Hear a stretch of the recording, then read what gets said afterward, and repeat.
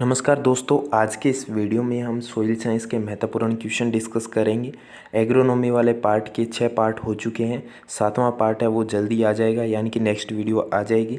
हम आज soil science का टॉपिक शुरू करने जा रहे हैं, जो कि हमारे एग्रीकल्चर सुपरवाइजर एग्ज़ाम की दृष्टि से 3 नंबर का और जेट के एग्ज़ाम की दृष्टि से 4 नंबर का महत्वपूर्ण क्वेश्चन है।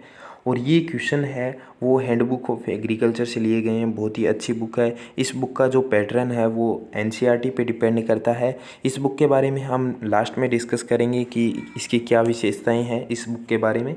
तो अब देखिए, सबसे पहले जो क्वेश्चन है उसको पहले क्लियर कर लेते हैं। यह मृदा अपरदन रोकथाम का एक सस्य जनित उपाय नहीं है। ए पलवार, बी समोच कृषि, सी भूपरिष्करण और डी है समोच मेड़बंदी। देखिए गाइज, यहाँ पे क्वेश्चन आपको दिया गया है। ये क्वेश्चन है वो जेट 2019 में आया हुआ क्वेश्चन है। देखिए फटाफट से आप सभी को एक बात बोलना चाहूँगा कि कई बार अपन क्या कर देते हैं, गलती कर देते हैं। जैसे यहाँ पे पूछा है क्या है, यह मृदा अपरदन रोकथाम का एक सस्य जनित उपाय है। देखिए कई बार ये नहीं है, ये नहीं पढ़ते। यहाँ पे नहीं है, ये नहीं पढ़ते, इतना ही पढ़ते हैं सस्य जनित उपाय, उपाय तक पढ़ते हैं। यहाँ पे देखिए इन्होंने तो क्या काम किया है, यहाँ पे दे दिया है। पेपर के अंदर क्या होता है, ये नहीं है, ये यहाँ पे दिया जाता है, ये नहीं है, यहाँ पे दिया जाता है, ताकि स्टूडेंट है वो कन्फ्यूज हो जाए। तो अपन क्या करते हैं, इस गलती के भरोसे अपने कुछ और आंसर कर देते हैं। तो इसलिए आप सभी को एक चीज़ बोलना चाहूँगा कि क्वेश्चन को पूरा पढ़ा करो कि क्वेश्चन के लास्ट में क्या बोला गया है, नहीं है या है। तो यहाँ पे अपन से क्या पूछा है, सस्य जनित उपाय है। तो यहाँ पे जो डी आंसर है वो राइट होगा, यानी कि नहीं है, समोच मेड़बंदी नहीं है। अब बात करेंगे जो सेकंड क्वेश्चन है वो दिया गया है यहाँ पे कि क्षारीय मृदा सुधार के लिए किसका प्रयोग किया जाता है, किस या किसके द्वारा सुधारा जा सकता है। ए चूना, बी पोटेशियम सल्फेट, सी जिप्सम और डी जिंक सल्फेट। देखिए गाइज, यहाँ पे कई बार कंफ्यूज होते हैं कि चूना है या जिप्सम है। तो चूना है वो तो अम्लीय मृदा के लिए लिया जाता है, और जिप्सम है वो लिया जाता है क्षारीय मृदा के लिए उपयोग में लिया जाता है। तो यहाँ पे जो राइट आंसर है वो अपना होगा सी आंसर है वो राइट होगा। ये क्वेश्चन है वो जेट 2018। थर्ड नंबर क्वेश्चन यहाँ पे दिया है कि खाद उर्वरकों, भू परिष्करण क्रियाओं तथा सिंचाई के प्रयोग से उत्पन्न होने वाली भू उर्वरता कहलाती है। ए प्राकृतिक उर्वरता, बी उपार्जित उर्वरता, सी उर्वरता और डी है भूमि उत्पादकता। ये क्वेश्चन है वो जेट 2015 में आया हुआ क्वेश्चन है। तो इस क्वेश्चन का जो राइट आंसर है वो होगा बी आंसर है वो राइट होगा। जिनकी बी आंसर है उन सभी का सही है। अब देखिए गाइज, अगर जो भी स्टूडेंट्स है वो कॉपी के अंदर नोट कर रहे हैं क्वेश्चनों को, तो बहुत ही अच्छी बात है। आप सभी को मैं कुछ महत्वपूर्ण बातें इस वीडियो में डिस्कस करेंगे, जो कि हर एग्ज़ाम्स के अंदर स्टूडेंट्स है वो कंफ्यूज हो जाता है। चाहे वो लड़का हो चाहे वो लड़की हो, सभी के सभी कंफ्यूज हो जाते हैं कि कुछ ही स्टूडेंट्स को पता होता है कि लेस देन क्या होता है और ग्रेटर देन क्या होता है। तो पहले क्वेश्चन डिस्कस कर लेते हैं। जिनको पता है वो आंसर बता देना, नहीं पता है वो समझ लेना इस चीज़ को। यहाँ पे क्वेश्चन पूछा है कि लवणीय क्षारीय मृदाएं क्रमशः जिनका पीएच विद्युत चालकता यानी कि जिसको ईसी कहते हैं और जिसको ईएसपी कहते हैं, उसका नाम है विनिमयशील सोडियम प्रतिशतता। यहाँ पे ये पूछा गया लवणीय क्षारीय मृदाओं का पीएच मान, ईसी और ईएसपी क्या है। सीधी सी बात करें, ये क्वेश्चन है वो जेट 2015 में आया हुआ क्वेश्चन है। ऑप्शन आपको सामने दिए हुए हैं। सबसे पहले देखिए, कुछ स्टूडेंट्स होते हैं उनको ये नहीं पता होता कि इनमें से ये जो चिन्ह है वो बड़ा कौन सा है और छोटा कौन सा है। पहले तो जो कन्फ्यूज है वो दूर कर लेना है कि जो इनमें चिन्ह होता है, इन दोनों का सीक्वेंस है वो इस तरह से होता है। इन दोनों का यानी कहने का मतलब है ये दोनों आमने सामने होते हैं। कुछ स्टूडेंट्स है वो दिमाग में ध्यान रखना, दिमाग में ये बिठाए रखना है। कुछ स्टूडेंट्स है वो दिमाग में ये बिठा लेते हैं, तो ये कभी भी नहीं होता। इनकी ध्यान रखना, ये आपस में इस तरह से जुड़ते नहीं हैं, ये आमने सामने टक्कर में रहते हैं। तो ये ध्यान रखना, ये नहीं होगा, ये होगा। अब देखिए यहाँ पे इनमें तो आपको ध्यान रखना है कि इसमें से बड़ा कौन सा और छोटा कौन सा है। थोड़ा सा आपको समझा देता हूँ। सबसे पहले हम लिख लेते हैं। तो यहाँ पे देखिए थोड़ा सा आपको चिन्ह दिया हुआ है, ये इस तरह से चिन्ह दिया हुआ है ये, और ये दिया है लेस देन का और ये है ग्रेटर देन का। सबसे पहले थोड़ा सा समझा देता हूँ। ये है ग्रेटर देन, ये है लेस देन, यानी ग्रेटर देन बड़ा और लेस देन है छोटा।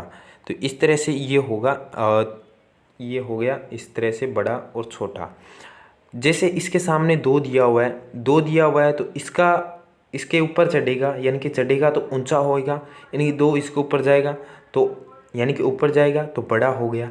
थोड़ा सा और समझा देता हूँ इसको, यानी कि ये ऊपर जाएगा तो बड़ा हो यानी कि ज़्यादा ऊंचा हो गया, यानी कि 2 पहले तो नीचे था, इसके बराबर में था, लेकिन जैसे जैसे इसके सामने ऊपर गया, जैसे जैसे ऊपर बढ़ता गया यानी कि बड़े की तरफ हो गया। जैसे ये निशान है तो इसका यानी कि मुँह आगे जाके क्या हो रहा है, बड़ा हो रहा है। इसका मुँह आगे जाके क्या हो रहा है, बड़ा हो रहा है। यानी कि इसके सामने 2 है, जिसके सामने जो लिखा है वो ध्यान रखना, इसके सामने है वो इसका आगे जाकर क्या हो रहा है, आगे जाकर बड़ा हो रहा है, यानी कि ये हो गया बड़ा और यानी कि ग्रेटर देन। अब बात करेंगे ये छोटा है। अब छोटे का इसके सामने क्या है, 2 लिखे हुए हैं, तो अब ध्यान रखना है कि 2 है तो जैसे जैसे इसके सामने जाएगा इसके टकराएगा टकराएगा, जैसे जैसे नीचे उतरेगा, क्योंकि अब इसके सामने तो ये तो वापस इसके जाते ही आगे ढलान है, ढलान से नीचे उतरेगा तो क्या हो गया, 2 कम हो गया। तो ये आपको ध्यान रखना है कि ये 2 कम हो गया। अब देखिए यहाँ पे थोड़ा सा एक मेन इंपॉर्टेंट है, यहाँ पे इसका मुँह है। अब देखिए लीजिए ये मुँह है, आगे देखिए आगे पहले तो बड़ा इसके सामने तो बड़ा बहुत बड़ा बनकर घूम रहा है, लेकिन जैसे जैसे आगे गए तो क्या हुआ, छोटा इसका मुँह हो गया। तो ये क्या हो गया, आगे से छोटा, ये आगे से बड़ा, तो ये हो गया लेस देन, यानी कि ये हो गया छोटा, यानी कि ये तो है छोटा और ये है बड़ा। तो ये हो गया आपका डाउट है वो क्लियर हो गया। इस तरह से आप सभी थोड़ा सा लिख लेना है, नोट लगा के लिख लो कॉपी के अंदर, तो आपकी ज़िंदगी में कभी भी भूल नहीं पाओगे। और ध्यान रखना कि ये आज का मेरा बताया हुआ याद रखना ज़िंदगी में कि एग्री भाई मनोज सर ने हमें ये टॉपिक बताया था, आज तक दिमाग में बैठा है, तो ये ध्यान रखना हमेशा ज़िंदगी में याद रहेगा। इस क्वेश्चन का जो आंसर है वो ए आंसर होगा, जिन स्टूडेंट्स ने ए दिया है उन सभी का सही है। अब देखिए यहाँ पे थोड़ा सा बीच में पॉइंट डिस्कस कर लेते हैं कि गाइज आप सभी को पता है कि हमारी जो डेली की क्लास है वो चलती रहती है और जिसका टाइम है वो 9 बजे है। और गाइज यहाँ पे स्टूडेंट्स कंफ्यूज होते हैं कि सर आप कौन कौन से चैनल पे पढ़ाते हो, तो गाइज यहाँ पे मैं बहुत सारे चैनलों पे पढ़ाता हूँ, लेकिन यहाँ पे अपना ऑफिशियल चैनल है वो एग्री बाय मनोज सर ही ऑफिशियल चैनल है। तो आप सभी को देख लेना है कि मनोज सर नाम लगाते हो तो एग्री बाय मनोज सर लगा लेना है, तो वहाँ पे अपना ऑफिशियल चैनल देखने को मिल जाएगा। तो वहाँ पे आप सभी कंफ्यूज मत होना, और जहाँ पे भी वीडियो दिखे तो आप टेंशन फ्री रहिए, वहाँ पे कोई दिक्कत नहीं है, कर सकते हो कमेंट कर सकते हो कि मनोज सर की वीडियो कोई दिक्कत नहीं है, क्योंकि मेरे से बनवाई गई वीडियो होती है तो वहाँ पे बहुत सारे चैनलों में अपलोड होती है, तो मैं किसी को मना भी नहीं करता, जिसके मन में अपलोड करो यार, कोई दिक्कत नहीं है। जो हमारी वजह से कोई पैसे कमा सकता है तो कमाओ, कोई दिक्कत नहीं है हमारी। अब बात करें नेक्स्ट में कि निम्न में से कौन सा 2:1 प्रकार का क्ले मिनरल नहीं है। क्ले मिनरल नहीं है, ए ऑप्शन दिया है मोंटमोरेलोनाइट, बी ऑप्शन दिया है केलोनाइट, सी है स्पेडाइक्स और डी ऑप्शन दिया है इलाइट। तो यहाँ पे जो ये क्वेश्चन है वो जेट 2014 में आया हुआ क्वेश्चन है। इस क्वेश्चन का जो राइट आंसर है वो बी आंसर होगा, यानी कि केलोनाइट होगा। अब नेक्स्ट में 6 नंबर क्वेश्चन है, वो दिया गया है निम्न में से किस किस्म की मर्दा के बड़े स्पोर पाए जाते हैं। ये क्वेश्चन है वो जेट 2014 में आया हुआ क्वेश्चन है। ए चिकनी, बी बलुई, सी दोमट और डी है बलुई दोमट। देखिए बड़े स्पोर की अगर बात की जाए तो बलुई मर्दा के अंदर पाए जाते हैं, और छोटे स्पोर की बात की जाए तो चिकनी मर्दा में। इस क्वेश्चन का जो राइट आंसर है वो बी आंसर होगा। अब बात करें नेक्स्ट क्वेश्चन की, जो बलुई दोमट मृदा है उसके अंदर किस पदार्थ की सर्वाधिक मात्रा पाई जाती है। ऑप्शन के अकॉर्डिंग पूछा गया है कि कौन से अवयव की मात्रा पाई जाती है। ए बालू, बी सिल्ट, सी चिकनी मृदा और डी है उपरोक्त में से कोई नहीं। देखिए गाइज यहाँ पे अगर बलुई मृदा बात की गई है तो बालू सर्वाधिक पाई जाएगी। ये क्वेश्चन है वो जेट 2014 में आया हुआ क्वेश्चन है। देखिए यहाँ पे जो क्वेश्चन है नेक्स्ट 8 नंबर क्वेश्चन है, निम्न में से सबसे अच्छे प्रतिरोधी मिनरल है। ए क्वार्टज, बी मस्कोवाइट, सी फेल्सबार, डी है यहाँ पे कैल्साइट। तो यहाँ पे जो क्वेश्चन पूछा गया आपसे कि क्वार्टज है, यानी कि जो क्वार्टज है ए आंसर है वो सबसे ज़्यादा प्रतिरोधी मिनरल है, यानी कि अच्छे का प्रतिरोधी मिनरल है। ये क्वेश्चन है वो जेट 2014 में आया हुआ क्वेश्चन है। नेक्स्ट क्वेश्चन पे अपन बात करते हैं कि मृदा में फील्ड कैपेसिटी, यानी कि फील्ड कैपेसिटी पर नमी मापी जाती है, यानी कि कब मापी जाती है। सिंचाई के 48 से 72 घंटे बाद, सिंचाई के 12 से यानी कि 14 घंटे बाद, और सिंचाई के तुरंत बाद, और डी है यहाँ पे सिंचाई के पहले। देखिए गाइज यहाँ पे पूछा गया आपसे कि मृदा की कैपेसिटी यानी कि नमी पर होती है, तो मृदा की कैपेसिटी नमी है वो ए आंसर होगा, यानी कि सिंचाई के 48 से 72 घंटे बाद होती है, यानी कि ए आंसर है वो राइट होगा। ये क्वेश्चन है वो जेट 2014 में आया हुआ क्वेश्चन है। आप सभी अगर कॉपी में नोट कर रहे हो तो उसके सामने अगर रेड पेन से ये क्वेश्चन लिख रहे हो या ब्लैक पेन से लिख रहे हो तो आप सभी उसके सामने लिख लेना है जेट के अंदर ये क्वेश्चन आया हुआ है या आईसीआर के अंदर ये क्वेश्चन आया हुआ है या सुपरवाइजर के अंदर आया हुआ क्वेश्चन है। आपको बताऊँगा कि आगे आगे जैसे पहले जेट के कर लेते हैं, उसके बाद में सुपरवाइजर के अंदर जो क्वेश्चन आए हुए हैं सुपरवाइजर वाले भी करेंगे, उसके बाद में डब्ल्यू के अंदर जो क्वेश्चन आए हैं वो सारे के सारे एग्जाम्स के अंदर जितने ओल्ड क्वेश्चन आए हुए हैं वो सारे के सारे हम वीडियो के अंदर डिस्कस करेंगे। जो हमारा जो आज का पार्ट है वो पार्ट 1 है, तो आज से शुरू कर रहे हैं। और आप सभी को बता दूं कि सोइल वाला टॉपिक है, हमने पहले भी अपने जो सुपरवाइजर सर हैं उनके द्वारा पहले से पढ़ाया हुआ है ये टॉपिक, तो आप सभी देख सकते हो। अगर नहीं देखा है तो आपको डिस्क्रिप्शन में लिंक दे दूंगा, वहाँ से जाकर देख सकते हो। अब कुछ स्टूडेंट्स हैं उनको डिस्क्रिप्शन देखना नहीं आता, आप सभी टाइटल पे क्लिक कीजिए, उसके बाद में जो नीचे लिखा हुआ उसको पढ़िए, वहाँ पे आपको दिया हुआ है। यहाँ पे पूछा है निम्न में से मर्दा ऑर्डर भारत के अंदर सबसे ज़्यादा पाया जाता है, कौन सा ऑर्डर है? ए इंसेप्टिसोल, बी एरेडिसोल, सी एंटीसोल और डी है वर्टिसोल। ये क्वेश्चन है वो जेट 2014 में आया हुआ क्वेश्चन है। तो यहाँ पे जो ए आंसर है वो राइट होगा, यानी कि इंसेप्टिसोल है वो मर्दा का ऑर्डर है, वो भारत के अंदर सर्वाधिक मात्रा में पाया जाता है या भारत के अंदर सर्वाधिक पाया जाता है। अब बात करें नेक्स्ट में कि लवणीय मर्दाएँ होती है। देखिए यहाँ पे पहले में मैंने बताया था ईसी क्या होता है, ईएसपी क्या होता है, तो वो आप सभी वहाँ पे समझ गए होंगे। अब यहाँ पे ऑप्शन दिए हो आपको सामने, इस क्वेश्चन का आंसर देना है। ये क्वेश्चन है वो जेट 2013 में आया हुआ क्वेश्चन है। तो इस क्वेश्चन की अगर बात करें तो इस क्वेश्चन का जो राइट आंसर है वो है विद्युत चालकता 4 से ज़्यादा मिली मोल सेंटीमीटर, पीएच मान है जिसका 8.5 से कम और ईएसपी है जिसकी 15 से कम होनी चाहिए। मैंने वहाँ पे आपको ये दोनों क्लियर कहा था कि इसमें से छोटा कौन सा है और कौन सा बड़ा होता है, यानी कि लेस देन और ग्रेटर देन। मैंने यहाँ पे आपको अगर थोड़ी लेस देन की बात करें, लेस देन और ग्रेटर देन, तो यहाँ पे जो सी आंसर है इसका होगा विद्युत चालकता, यानी कि विद्युत चालकता या इसी ग्रेटर देन 4, और जो पीएच है वो लेस देन 8.5 यानी कि 8.5 या 8.5, और ईएसपी है वो लेस देन 15 से कम होनी चाहिए। यहाँ पे लेस देन 8.5 होगा, यानी कि 8.5 होगा। नेक्स्ट में अपना क्वेश्चन है कि भारत के राजस्थान के शुष्क क्षेत्रों में किस प्रकार का मृदा प्रदान पाया जाता है? ए बी सी डी, यानी ए मृदा, बी जल और सी भू परिष्करण और डी है नॉन एज नॉन। तो यहाँ पे देखिए, यहाँ पे जो क्वेश्चन है वो जेट 2013 में आया हुआ क्वेश्चन है।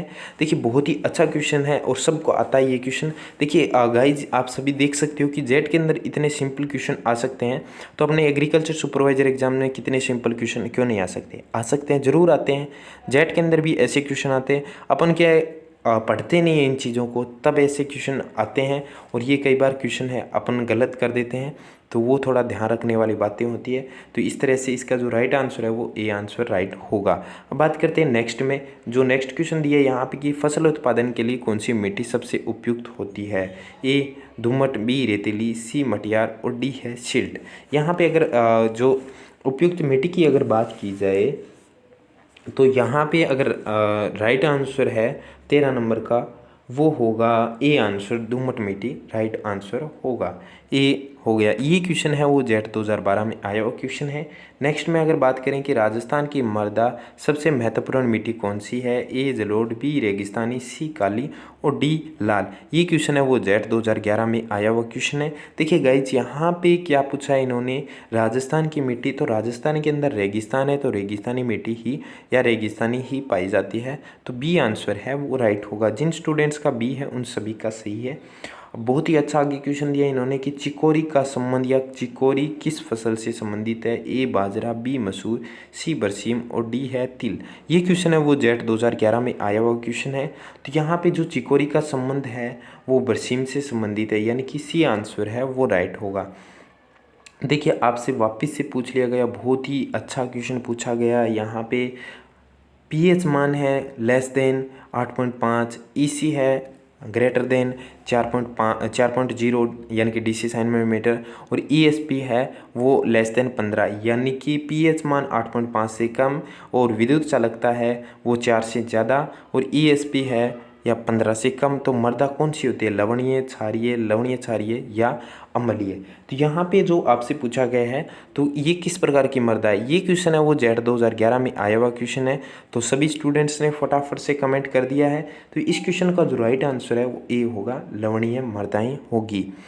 अब बात करते हैं, यहाँ पे बहुत ही अच्छा क्वेश्चन है, स्थानांतरित बालू के टिब्बे राजस्थान के किस हिस्से में उत्पादन को रुकावट बनते हैं, पूर्वी, पश्चिमी, उत्तरी और दक्षिणी। ये क्वेश्चन है वो जेट 2010 में आया हुआ क्वेश्चन है। सिंपल क्वेश्चन है, इस क्वेश्चन के बारे में आप सभी जान सकते हो, बता भी सकते हो।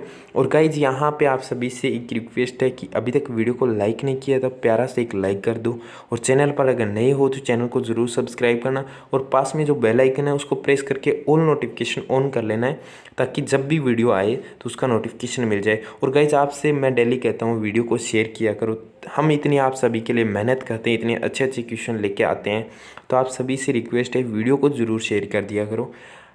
तो यहाँ पे जो यानी कि 17 नंबर क्वेश्चन है, उस क्वेश्चन का आंसर है वो पश्चिमी होगा, बी आंसर है वो राइट होगा। अब बात करें नेक्स्ट में कि अम्लीय मृदा को सुधारने के लिए प्रयोग में लिया जाता है। अम्लीय मृदा को सुधारने के लिए प्रयोग में लिया जाता है, ए जिप्सम, बी चूना, सी थायोयूरिया और डी है एनहाइड्राइड यानी कि एनहाइड्राइड एमोनिया। ये क्वेश्चन है वो आप सभी को बताना है, मैंने पहले भी बताया था इसका आंसर। तो यहाँ पे जिप्सम है, इसका यूज है वो क्षारीय मृदा सुधार में लिया जाता है, और इस क्वेश्चन का जो राइट आंसर है वो बी होगा, चूना का प्रयोग है वो अम्लीय मृदा सुधार में लिया जाता है। और थायोयूरिया है वो आलू की सुसुप्ता अवस्था तोड़ने के लिए काम में लिया जाता है। यानी कि कई बार क्वेश्चन पूछ लिया जाता है, बहुत बार क्वेश्चन पूछा हुआ है कि आलू की सुसुप्ता अवस्था तोड़ने के लिए निम्नलिखित में रसायन यूज में लिया जाता है। तो वहाँ पे क्या आता है कि सुसुप्ता अवस्था को तोड़ने के लिए थायोयूरिया काम में लिया जाता है। यहाँ पे बहुत ही अच्छा क्वेश्चन है, ये क्वेश्चन है वो जेट 2009 में आया हुआ क्वेश्चन है। और यहाँ पे जो 19 नंबर क्वेश्चन है, इस क्वेश्चन का आंसर आप सभी ने देख भी लिया है। तो थोड़ा सा क्वेश्चन के बारे में डिस्कस कर लेते हैं कि निम्न में से किस जल राज्य में वायु द्वारा क्षरण सबसे कम होता है। बहुत ही अच्छा क्वेश्चन दिया है, राजस्थान, पंजाब, गुजरात, हिमाचल प्रदेश। देखिए गाइज यहाँ पे कुछ स्टूडेंट्स हैं, अगर दिमाग लगाया है तो आप सभी समझ सकते हो कि हिमाचल प्रदेश है वहाँ पे बर्फ़ ही बर्फ़ होती है, यानी कि बर्फ़ पड़ती है, तो वहाँ पे वैसे भी पानी ज़्यादा होता है, और हिमाचल प्रदेश के अंदर पहाड़ होते हैं, तो वहाँ पे मृदा अपरदन की तो बात ही दूर है। तो वहाँ पे अगर वायु आएगी भी ना तो पहाड़ों के अंदर टकरा के वहाँ रह जाती है, यानी कि पहाड़ों के अंदर टकराती है, जिसका प्रेशर है या जिसकी स्पीड है वो कम हो जाती है। तो सबसे ज़्यादा अगर सबसे कम की बात की जाए तो हिमाचल प्रदेश में होगी। अगर ऑप्शन के अकॉर्डिंग अगर बात करें, यहाँ पे अगर ज़्यादा होता तो राजस्थान इसमें नंबर 1 पे आता। तो यहाँ पे जो क्वेश्चन है इसका आंसर है वो आपको मैंने बता दिया है। तो आज के क्वेश्चन है वो कैसे लगे आप सभी को बताना है। तो आप सभी को अब बता देता हूँ हैंडबुक ऑफ एग्रीकल्चर के बारे में। तो गाइज यहाँ पे जो हैंडबुक ऑफ एग्रीकल्चर है बहुत ही अच्छी बुक है। एनसीईआरटी पे इनका जो पैटर्न है वो एनसीईआरटी बुक पे डिपेंड करता है। और यहाँ पे इनकी खास बात ये है गाइज, यानी कि इस बुक की विशेषता ये है कि जिस तरह से हमने यहाँ पे सोइल वाला टॉपिक पढ़ा है, तो इन्होंने क्या काम किया है सोइल के बारे में जो जितने भी ओल्ड एग्जाम्स के अंदर आए हुए क्वेश्चन है, जैसे सोइल का टॉपिक कंप्लीट हुआ उसके पीछे ही क्वेश्चन दे दिए, वहाँ पे बहुत ही अच्छा काम किया इन्होंने। और जितने भी ओल्ड एग्जाम्स के अंदर आए हुए क्वेश्चन है वो सारे के सारे इन्होंने इसके साथ में दे दिए। इस तरह से जैसे एग्रोनॉमी वाला पार्ट होता है तो उसके उनके पीछे दे दिए जाते हैं, हॉर्टिकल्चर वाला पार्ट है तो हॉर्टिकल्चर के पीछे दे दिया जाता है। जैसे अभी क्रॉप कर रही है तो क्रॉप के पीछे इनका क्वेश्चन दे दिया है कि इतने ये क्वेश्चन इस तरह के क्वेश्चन है वो एग्जाम्स के अंदर आए हैं, और इस सन के अंदर ये क्वेश्चन आए हुए हैं। बहुत ही अच्छा काम किया है। अगर आप सभी स्टूडेंट्स इन बुक को जानना चाहते हो तो आप सभी का नाम बता देता हूँ।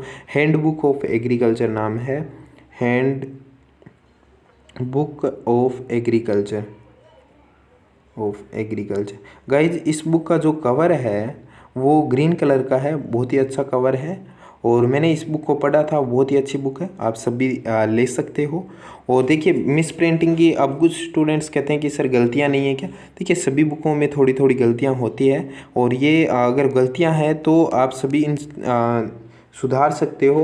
और इस बुक की एक खास बात आपको बता देता हूँ कि ये नई बुक है। इस बुक के अंदर आप सभी को एक न्यू डाटा भी देखने को मिलेगा। अब नई वीडियो आएगी, उस वीडियो के अंदर आप सभी को एक्सीलेंस सेंटर के बारे में डिस्कस करेंगे। आप सभी को यहाँ पे एक्सीलेंस सेंटर भी डाले हुए हैं और यहाँ पे ये पीडीएफ देख सकते हो। ये एक्सीलेंस सेंटर है, बहुत ही अच्छे एक्सीलेंस सेंटर है।